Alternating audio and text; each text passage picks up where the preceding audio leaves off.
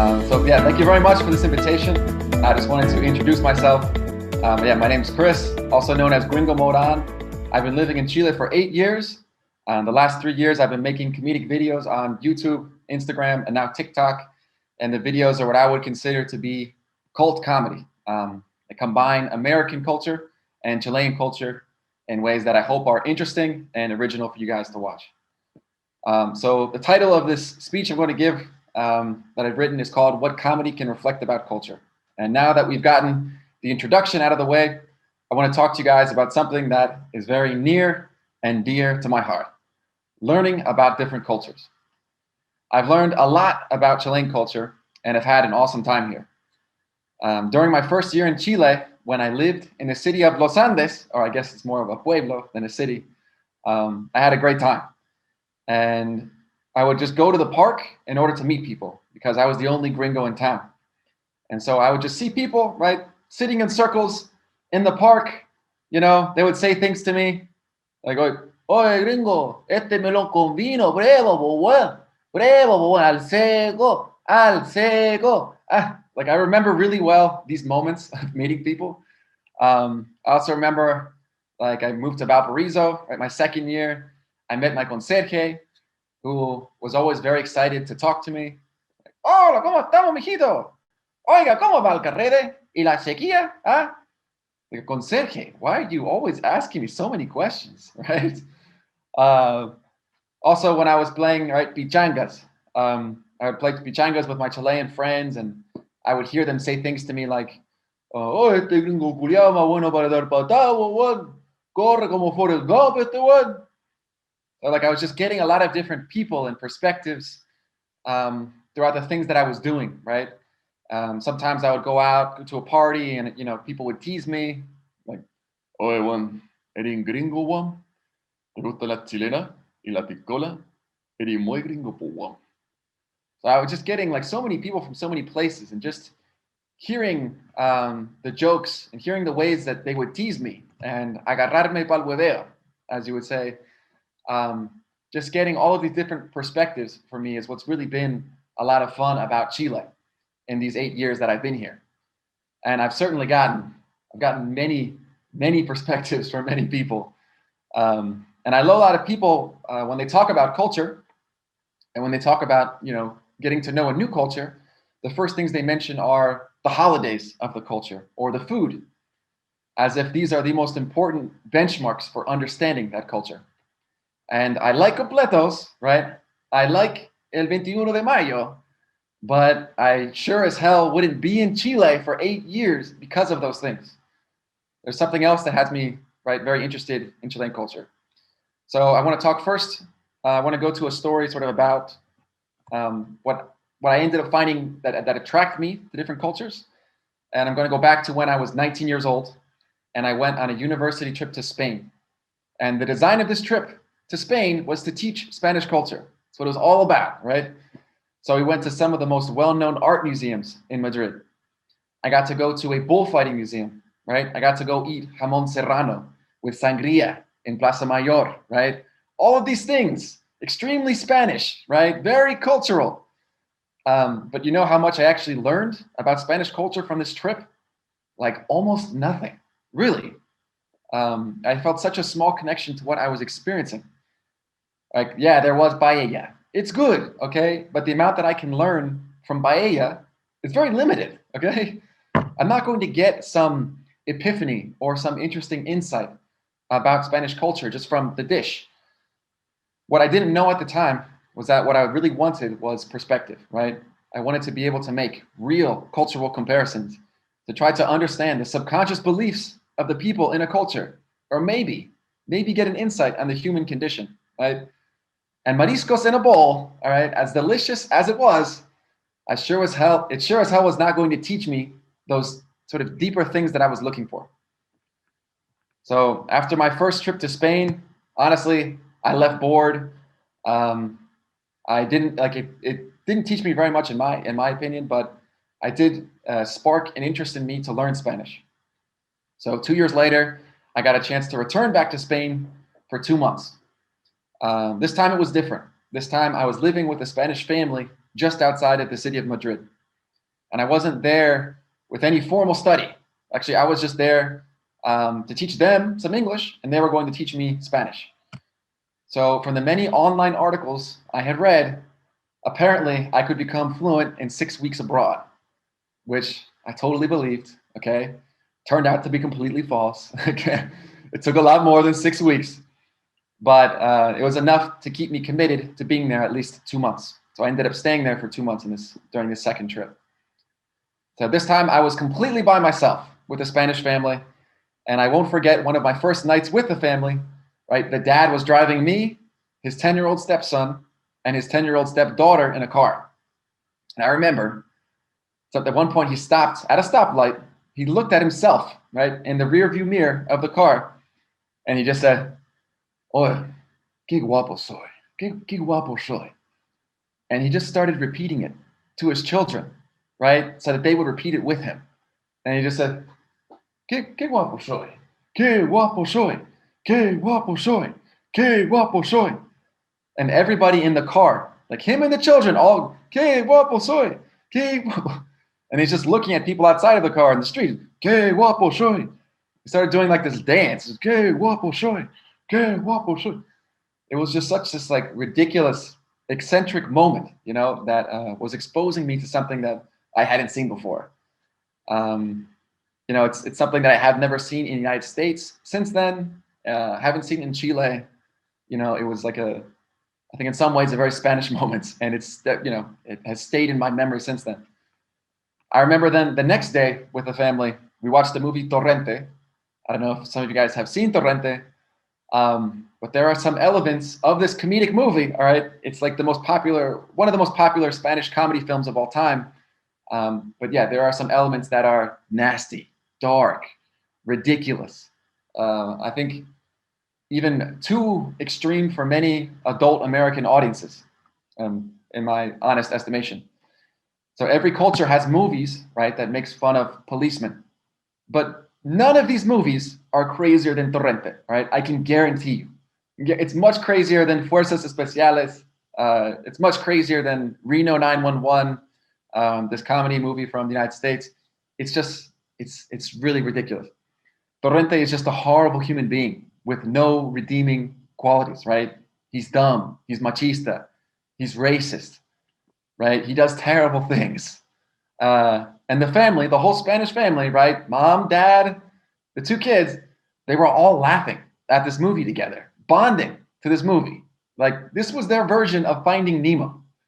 So there are even jokes in that movie that for me would be considered racist through like 90s American eyes.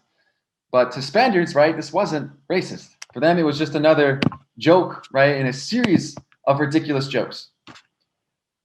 So for me, through Torrente, I got a 1.5-hour download of Spain's cultural sensibilities through this insane, unapologetically offensive movie. That was very eye-opening for me. Then I remember I bought this magazine that they sell everywhere in Spain.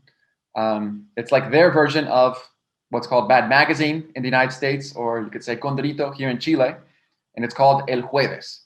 So it's a satirical magazine that's Spain's longest-running comedic publication in the history of the country. Yeah, and although I couldn't understand the majority of the jokes when I read it, because I really didn't speak Spanish, I could tell there was very dark humor, gross out humor, right? Some explicit sexual humor that would only make it very niche if it were to be publicized in the United States. So that was definitely a cultural shock for me. And so as I was getting a taste of Spanish humor, I was also getting an idea of how people just in day-to-day society were communicating with each other. And so it was really funny to see how the dad would communicate with his kids, because just the things that he would say to them, like no parent would ever say so directly to their children in the United States. He would say things like, you know, hey son, you know, your babysitter, she's kind of a fat ass, right? Like you would never hear a parent say that to a kid in the United States. Or they would invite the neighbor over for lunch, and when the neighbor was over, you know, they would say like really direct observations, like, "Hey man, you look kind of bald and fat." You know, like it wasn't like they were teasing. It was like they were just making a very direct observation with zero reservations. So yeah, in the United States, like we're always kind of careful. We are direct, but we're careful not to sound rude. And I guess in Spanish society, the directness is sort of something that's much more normal. And that harshness, the directness of everything was, of the harshness and directness of the humor that I was seeing in El Jueves and Torrente was also just a reflection of how people communicate in general in Spain. A lot of people. When Spanish people are angry, they will let you know, very clearly. When they're very happy, right, they'll passionately let you know, and they'll manifest it. So for me, it was really interesting to see all these different things and then go back to the United States, because it allowed me to re-examine my own culture. And it made me realize just how socially repressed a lot of gringos are. All of us gringos are in some way. I got to realize that the humor in the United States has a weird obsession with things that are awkward. So awkward, the word in English, is like another way of saying uncomfortable. But the type of awkward that has become very well known in the United States is known as comedic social awkwardness. So there are shows like The Office, movies like Superbad. They've become extremely popular in the entire country of the United States for over a decade. And they work by basically making the audience feel embarrassed for the people that they are watching, okay? It's also known as cringe, right, here in Chile. So in these movies, in these shows, right, characters have to talk about things that they aren't comfortable with talking about, like sex, relationships, friends, and basically the struggle to communicate effectively. That's what's funny for people to watch in the United States, right? So much of the culture is present in these jokes of the movies, right? The ways gringos talk to their friends, the relationships that we have with our family, right? The ways we talk to people who are older than us, even the ways we talk to cashiers at the supermarket. You can see all of these things in this media. And a lot of us gringos, we have trouble putting together a few sentences without feeling socially embarrassed. All right, it's a real cultural thing. It's not just some made up idea. It's totally real. And if you go to a small town in the United States, I guarantee you'll see it. You'll feel it. Okay.